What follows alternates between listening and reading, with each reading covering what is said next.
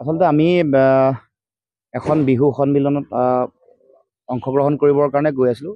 আমাৰ কনভয় মই কিছু আগত আছিলোঁ, আমাৰ পিছৰ গাড়ীখন যিখনত আমাৰ দেহৰক্ষী আছিলে আৰু কেইবাগৰাকী ব্যক্তি আছিলে, তেওঁলোকে এগৰাকী চাইকেল আৰোহী বিপৰীত দিশৰ পৰা আহি সোমাই দিওঁতে তেওঁক বচাবৰ চেষ্টা কৰোঁতে আচলতে ডিভাইডাৰত লাগি উফৰি দুৰ্ঘটনাত পতিত হয়, নলাত পৰি যায়।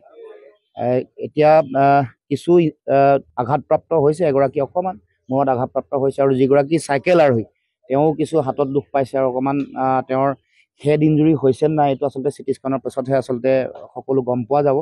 কিন্তু এতিয়ালৈকে চিন্তাৰ কোনো কাৰণ নাই, ডক্টৰে সেই কথা আমাক জনাইছে আৰু চিটি স্কেন অহাৰ পাছতে সকলো ধৰণৰ যাৱতীয় ব্যৱস্থা ইতিমধ্যে অসম চিকিৎসা মহাবিদ্যালয়ৰ সকলো জ্যেষ্ঠ চিকিৎসক আহি ইতিমধ্যে চিকিৎসা তেওঁলোকে আৰম্ভ কৰিছে। বিশেষকৈ নিউৰ' চাৰ্জাৰী বিভাগৰ যিগৰাকী ডক্টৰ তেখেতো আহিছে আৰু তাৰ লগে লগে আন বিভিন্ন বিভাগৰ ডক্টৰ ইতিমধ্যে চিকিৎসা আৰম্ভ কৰিছে। গতিকে চিন্তাৰ কাৰণ নাই। মই ভাবোঁ যে খুব সোনকালে আশু আৰোগ্য হ'ব আৰু ভগৱানৰ ওচৰতো প্ৰাৰ্থনা কৰিছোঁ যিসকলে দুখ পাইছে তেওঁলোক যাতে খুব সোনকালে আঘাতমুক্ত হয়, তেওঁলোকে যাতে ভাল পায়।